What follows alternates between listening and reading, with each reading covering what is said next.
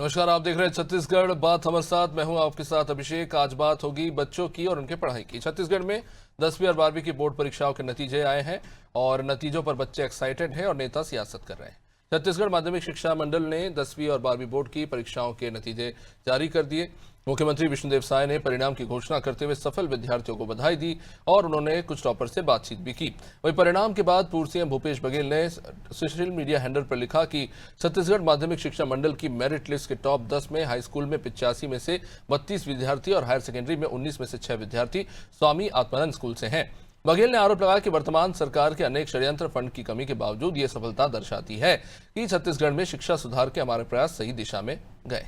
बघेल ने सुझाव दिया कि भाजपा सरकार छोटे मन से काम ना करे, हमारे कामों को आगे बढ़ाए और स्वामी आत्मानंद स्कूल को बढ़ावा दे। ये स्कूल आने वाले समय में छत्तीसगढ़ में बदलाव की कहानी लिखेंगे। बघेल के बयान पर पलटवार करते हुए छत्तीसगढ़ के उप मुख्यमंत्री अरुण साव ने कहा कि भूपेश बघेल की सरकार ने आत्मानंद स्कूल अवश्य खोले थे, लेकिन इन स्कूलों के भविष्य को लेकर कोई योजना नहीं बनाई गई, कोई रेगुलर सेटअप स्वीकृत नहीं किया गया। अब पीएमसी स्कूल के माध्यम से सर्व सुविधायुक्त स्कूल संचालित होंगे।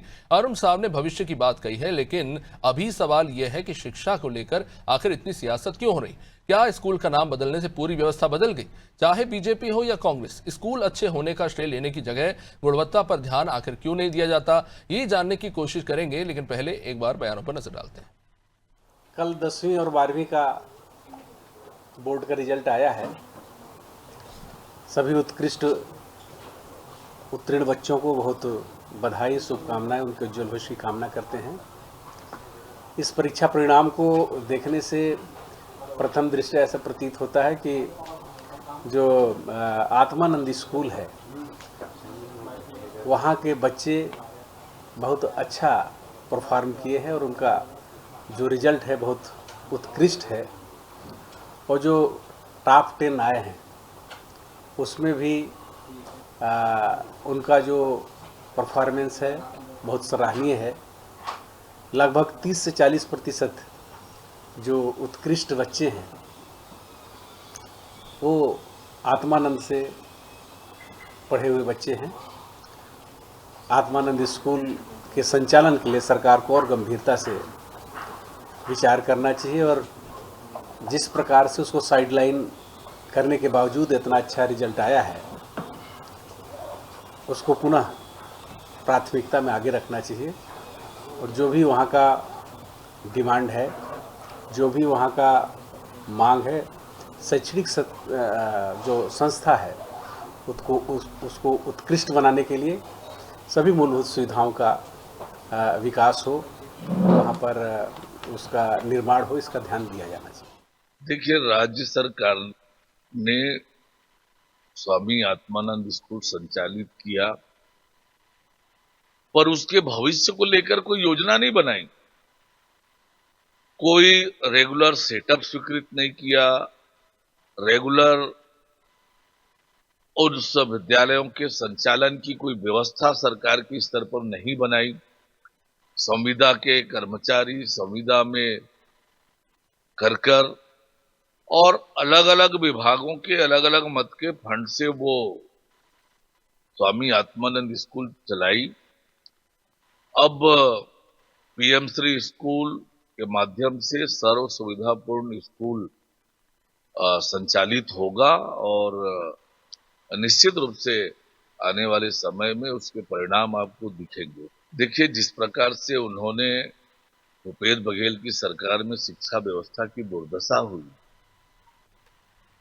उसके तरफ से ध्यान हटाने की वो कोशिश न करें। हमारी सरकार प्रतिभावान बच्चों के उज्जवल भविष्य के लिए जो कुछ भी निर्णय करना होगा हम करेंगे। निश्चित रूप से ये बड़ा दिलचस्प है। और वैसे हम आपको बता दें कि जब रिजल्ट घोषित हुए उसके बाद स्टूडेंट से हमारे भी रिपोर्टर बातचीत करने गए थे। बच्चों ने टीचर्स को आभार जताया, अपने माँ बाप को आभार जताया, उन्होंने मदद की। किसी ने भी ना पूर्व सीएम भूपेश बघेल जी की बात की, ना मौजूदा सीएम विष्णुदेव साय की। पर देखिए, राजनीति देखिए, बच्चे सफल हुए, टॉप हो गए तो अब खींचतान मची हुई है कि भैया इसके पीछे कौन जिम्मेदार है। खैर, जानेंगे आज चर्चा में जुड़े डॉक्टर गंधर पांडे बीजेपी से, ऋषभ चंद्राकर कांग्रेस से, के शर्मा वरिष्ठ पत्रकार। आप सभी का बहुत बहुत स्वागत और सभी को कांग्रेचुलेशंस भी। बच्चों ने बड़े अच्छे रिजल्ट्स प्राप्त किए हैं। चलिए अब इस बात पे बहस कर लेते हैं कि बच्चों के अच्छे रिजल्ट के पीछे कौन ज्यादा जिम्मेदार है। ये बहुत मस्त है गंधर जी, मैं यही सोच रहा था, ये कुछ ऐसा था कि जब ओलंपिक में हमारे जो देश के शानदार खिलाड़ी मेडल लेके आए, तो उसके बाद हरियाणा के खिलाड़ी, उड़ीसा के खिलाड़ी जो मेडल लेके आए, उनकी सरकार ने उन्हें करोड़ों रुपए दिए। अच्छी बातें देना चाहिए, प्रोत्साहित करना चाहिए। मध्य प्रदेश और दूसरे तमाम राज्यों के लोगों ने भी 1-1 करोड़ बांटना शुरू कर दिया। मतलब साहब, पहले आप वो पैसा अपने यहाँ खेल मैदान बनाने पे लगा लेते।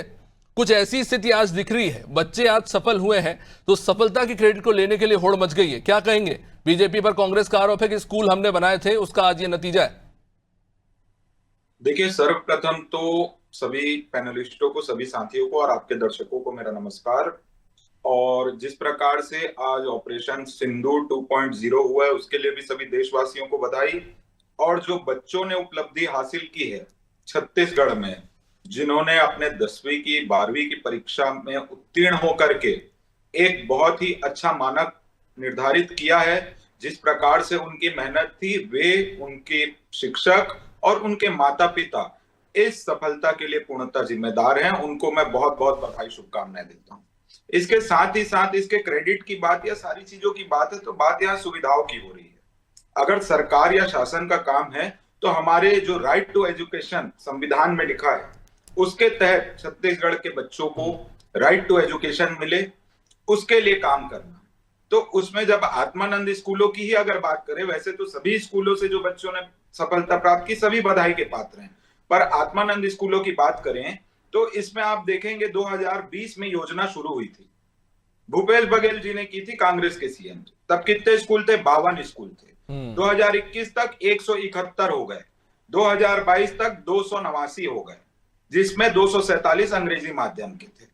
अब आप मुझे ये बताइए, इसके ना फंड की व्यवस्था थी, ना कोई व्यवस्था थी। शिक्षक किस प्रकार से भर्ती होंगे? वे संविदा में भर्ती होते थे, गर्मी छुट्टी में उनको वेतन नहीं मिलता था, ना स्वास्थ्य सुविधाएं, ना किसी प्रकार की सुविधाएं शिक्षकों को थी। उसके बाद आज आप देखेंगे तो छत्तीसगढ़ में 751 Atmanand school, PM Shri school को सम्मिलित करते हुए 341 पीएम श्री आत्मानंद स्कूल हैं। तो ये सब कार्यरत हैं, और ये सभी नेशनल एजुकेशन पॉलिसी के तहत नवीन जो मापदंड है पढ़ाई के, डिजिटल क्रांति के साथ साथ, स्मार्ट लर्निंग के साथ साथ, आर्टिफिशियल इंटेलिजेंस, वर्चुअल रियलिटी, इन सभी को देखते हुए आने वाले भविष्य के लिए और आने वाले समय के लिए छत्तीसगढ़ के बच्चे तैयार हो रहे हैं। और निश्चित तौर पे ये जो दूरदृष्टि है, ये केंद्र की नरेंद्र मोदी जी की सरकार, जिन्होंने पीएम श्री स्कूल के माध्यम से छत्तीसगढ़ को अतिरिक्त बजट दिया कि वो आत्मानंद स्कूलों में और इस प्रकार का विस्तार कर सके, और साथ ही साथ माननीय मुख्यमंत्री विष्णुदेव साय जी, जिन्होंने कहीं भी भावना नहीं, मुझे थोड़ा कंफ्यूजन हो रहा है सर। पीएम श्री स्कूल जो है वो सेंट्रल गवर्नमेंट के द्वारा चलाए जाते हैं, और आत्मानंद स्कूल जो है स्टेट गवर्नमेंट का एजुकेशन प्रोजेक्ट है, जिसपे खर्च जो राशि है वो आप करते हैं। कांग्रेस आप पर आरोप लगा रही है कि स्कूल हमने बनाया, ये पूरी व्यवस्था हमने बनाई, जहां पर अब इंग्लिश को भी, जो इंग्लिश स्टडी है उसको बेहतर किया, टीचर्स रखे, इंप्लीमेंटेशन बेहतर किया, उसका ये नतीजा। और ये तो आप भी मानते होंगे ना कि सर ये एक दिन की बात नहीं है कि बच्चे अचानक से बहुत अच्छा पढ़ाई करने लग जाएंगे। ये तो एक सतत प्रक्रिया है, उन्होंने शुरू की है, आप उसे आगे बढ़ा रहे हैं। तो मैंने इसमें मना कहाँ किया? उन्होंने शुरू की, पर बिना किसी ठोस व्यवस्था, ठोस सिस्टम के चालू कर दी। कहां से फंड आएगा, क्या फंड आएगा, उसकी कोई व्यवस्था नहीं। वहां पर जो लोग रहते थे उस कमिटी में, वहां पर पॉलिटिकल दबाव और संबंधों के आधार पर कई लोगों का एडमिशन होने लग गया था। उसके बाद जो यहाँ तक के जो डेस्क और टेबल के ठेके हैं, उसको पेटी ठेकेदारों को दे दिया जाता था, जो पुट्ठे में वहां पर डेस्क और टेबल बन रहे थे। उन सभी को दूर करके एक व्यवस्थित वहां पर माहौल क्रिएट किया गया है। और छत्तीसगढ़ में चाहे आत्मानंद स्कूल हो, उसको भी उसी तर्ज पे अब बढ़ावा दिया जा रहा है जिस प्रकार से पीएम श्री स्कूल है। ऋषभ जी, क्या कहेंगे? आप आरोप लगाते हैं बीजेपी पे कि बस स्कूल के नाम बदल दिए जाते हैं, संस्थाओं के नाम बदले जाते हैं। बीजेपी आरोप लगा रही कि शुरुआत तो आपने की, लेकिन कोई योजना थी नहीं कि इसे इंप्लीमेंट किस तरह से किया जाए, फंड प्रॉपर्ली एलोकेट किया जाए, ताकि जो उद्देश्य के साथ आप आत्मानंद स्कूल शुरू कर रहे हैं उस उद्देश्य की पूर्ति हो सके।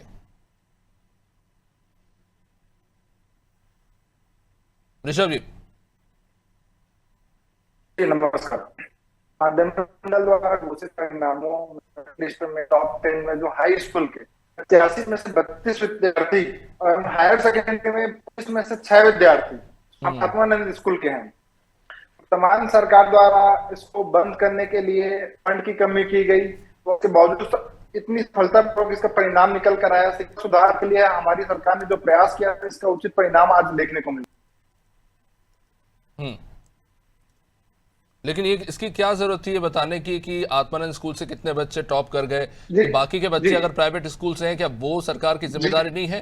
क्योंकि स्कूल शिक्षा विभाग ही जो है वो रेगुलेट करता है ना प्राइवेट स्कूलों को भी। जी, मेरी आवाज आ रही है आपको? जी, तो मैं वही अभी गंधर्व भाई की बात में सुन रहा था कि बात कर रहे थे कि संबंध के बेस पे उसी स्कूल पे जो हमारी सरकार द्वारा चलाया करता था, इनके ब्रिजमोहन अग्रवाल रिकमेंडेशन दिया करते थे कि आवेदन लिखकर दिया करते थे कि मेरे इस बच्चे को एडमिशन दिया जाए। हमारी स्कूल की जो चर्चा हमारी भूपेश सरकार में, जो कांग्रेस सरकार में जो हमने आत्मानंद स्कूल बनाए, उसकी जो चर्चाएं थी देश भर में इसकी चर्चा होने लगी थी कि ये मॉडल जो है कितना सक्सेस है। इसके लिए बाहर से स्टडी करने भी आया करते थे कि इसको कैसे चलाया जा रहा है, कैसे रन किया जा रहा है। और ये झूठ बोल रहे हैं। 52 स्कूल की बात करते हैं, हमारी सरकार हमने 753 स्कूल खोलने का काम किया था और उसको बहुत अच्छे से ऑर्गेनाइज करने का काम सब इसमें आत्मानंद स्कूल इंग्लिश मीडियम देख सकते, उनके द्वारा हमारी सरकार के द्वारा उनको शिक्षा दिया गया और अंग्रेजी माध्यम में शिक्षा देने का काम किया गया। और इसका परिणाम ये निकला कि जो गरीब घर के बच्चे जो कभी डॉक्टर बनने का सोच नहीं सकते थे, उनको भी डॉक्टर बनने का एक मौका मिला। और आज के डेट में वो आप देख भी रहे होंगे कि उसका परिणाम निकल कर आया, बच्चे डॉक्टर बन के आज के डेट में सेवा भी देना चालू कर चुके हैं। तो ये हमारी शिक्षा नीति थी जो पूरे देश भर में चर्चा हुआ करता। तो ये सिर्फ बदलाव का काम करते हैं, नाम बदलने का काम करते हैं, कोई नीयत नहीं। आपका पिछले इनकी रमन सरकार की भी देखेंगे तो अकेले बस्तर में 300 स्कूल बंद किया था। अकेले बस्तर में पूरे छत्तीसगढ़ में 3000 से ज्यादा स्कूल इनकी सरकार के द्वारा बंद किया गया था। ये शिक्षा का शुरू से विरोध करते हैं। तो हमारी सरकार ने जब सरकार बनी तो बस्तर में सबसे पहले स्कूल खोलने का काम किया। और रही बात शिक्षा के साथ स्कूल के साथ साथ हमने स्वामी आत्मानंद कॉलेज भी खोला, 10 स्वामी आत्मानंद कॉलेज खोला। और इसके बाद फिर एक और नया स्टेप बढ़ते हुए हमने जो IIT JEE के एग्जाम जो देते हैं विद्यार्थी, उनको भी स्वामी आत्मानंद कोचिंग के माध्यम से हर ब्लॉक के माध्यम से उनको भी शिक्षा देने का काम किया। तो ये भाजपा की जो शिक्षा अभी भी ठीक है। ऑडियो में डिस्टर्बेंस आ रही है ऋषभ जी आपके मैं बोलूंगा कि उसको देखे। खैर के शर्मा जी हमारे साथ हैं। के शर्मा जी, मामला क्या है? स्कूल ऐसी चीज है कि अगर किसी सरकार ने बनाई हो तो अगली सरकार आके ऐसा तो नहीं है कि उसको बंद कर देगी, तोड़ देगी, ऐसा कुछ तो हो नहीं सकता। जिस तरह के आरोप लग रहे हैं कांग्रेस के द्वारा कि बीजेपी जो है इन स्कूलों को बंद करने की बात कर रही थी। वही दूसरी तरफ ये जो बच्चों की सफलता को लेकर क्रेडिट लेने की होड़ मची है, इसे आप किस तरह से देखते हैं? क्योंकि मुझे तो लगता है स्कूल एक सतत प्रक्रिया है, अगर आप उसे अच्छे से इंप्लीमेंट करेंगे तो उसका रिजल्ट तो आपको फ्यूचर में मिलेगा ही। देखिए अभिषेक जी, छत्तीसगढ़ जो है पिछड़ा आदिवासी बहुल राज्य है और यहाँ शिक्षा की महती आवश्यकता के रूप में देखा जाना चाहिए, इसे गंभीरता से लेना चाहिए। जो भूपेश बघेल सरकार ने आत्मानंद स्कूल का जो थीम लेके आया, तो उसमें कॉन्सेप्ट को लेकर कहीं कोई विरोध नहीं हो रही। पूरे बयान आप देख लिए भाजपाइयों के, कॉन्सेप्ट को लेकर नहीं था, उसके संचालन की प्रक्रिया को लेकर है कि आपने शिक्षक नियुक्त नए नहीं किए, नए स्कूल नहीं बनाए, पुराने स्कूल को ही रेनोवेट किया है। जो शिक्षक थे उनकी नियुक्ति को लेकर, नाम को लेकर विवाद चला कि आत्मानंद को इस जगह में हटाया जाए, उसको लेकर बात चली। फिर उसमें PM3 जोड़ दिया गया। PM3 केंद्र सरकार से है और एक स्कूल के लिए 2-2 करोड़ रुपए आने की बात आती है। अभी भी जो स्कूल आत्मानंद स्कूल है या PM3 स्कूल में चेंज होने के बावजूद यहाँ के शिक्षकों का अभी नियमितीकरण नहीं हुआ है। उसके साथ ही साथ शिक्षा के स्तर में सुधार के लिए जो राष्ट्रीय शिक्षा नीति बनाई गई 2020 में, उसके अनुरूप यहाँ पे विकास की बातें चल रही है। 5वीं 8वीं की परीक्षा को जो है, जो स्कूल स्तर पे होता था, उसको सेंट्रलाइज किया गया। उसके साथ ही प्री बोर्ड एग्जाम की शुरू की गई, स्मार्ट बोर्ड, स्मार्ट क्लास की जो शुरुआत की गई, शिक्षकों को प्रशिक्षण दिया गया। तमाम प्रकार के प्रयास किए जा रहे हैं। शिक्षकों को और पालकों के बीच बेहतर सामंजस्य के लिए एक पालक मीटिंग जो निजी स्कूलों में आपको देखने को मिलती थी, अब सरकारी स्कूलों में देखने को मिले। लगातार जो सुधार की प्रक्रिया है वो छत्तीसगढ़ में दिखाई दे रही है। यहाँ कॉन्सेप्ट बेहतर है। आत्मानंद स्कूल का कॉन्सेप्ट अंग्रेजी मीडियम के शर्मा जी, बात तो वही है ना, न्यू एजुकेशन पॉलिसी को भी लेके ये कहा जाता है कि ये है बहुत फ्यूचरिस्टिक और बहुत आने वाले समय को मद्देनजर रखते हुए बनाई गई पॉलिसी है, लेकिन पॉलिसी इंप्लीमेंटेशन ही तो सबसे बड़ी चुनौती है। और ये केंद्र सरकार के लिए भी और राज्य के लिए भी है। यहाँ पर टीचर्स के रेशनलाइजेशन को लेकर ही मामला फंसा हुआ है कि एक स्कूल में एक टीचर पढ़ा रहा है, बोल रहे हैं कि वहां से इनको यहाँ भेजिए, जहां पे सरप्लस है उनको वहां भेजिए। ये स्थिति तो आज भी है।